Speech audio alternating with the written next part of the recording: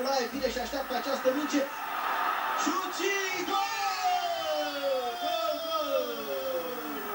De 3 ori gol pentru al doilea gol al Naționalei României la capătul unei faze în care pressing-ul a fost până la urmă arma letală a jucătorilor pregătiți de Victor Pițurcă.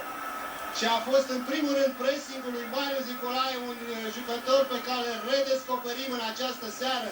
De la el, practic, a pornit această acțiune de atac din partea stângă, finalizată de Daniel Nicolae.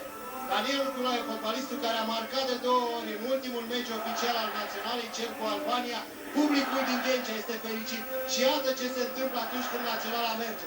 Un fost rapidist este, numele unui fost rapidist este scandat aici în Ghencea, semn de normalitate pe orice stadion. Între timp vine și a doua mutare operată de antrenorul Gus Hiddink. Revedem însă centrarea extraordinară. Noroc până la urmă cu luftul lui Florentin Petre.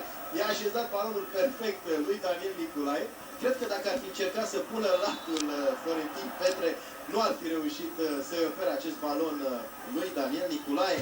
Șuturi perfecte prin care Naționala României a reușit să marcheze. Și uite, vorbeam că Național nu dezvoltă atacuri în zona din stânga. În momentul în care s-a dezvoltat primul atac, echipa a fost dezechilibrată, adversarul, iată pe Pițurcă ieșind de pe banca tehnică și urlând de bucurie, descătușare și pentru el.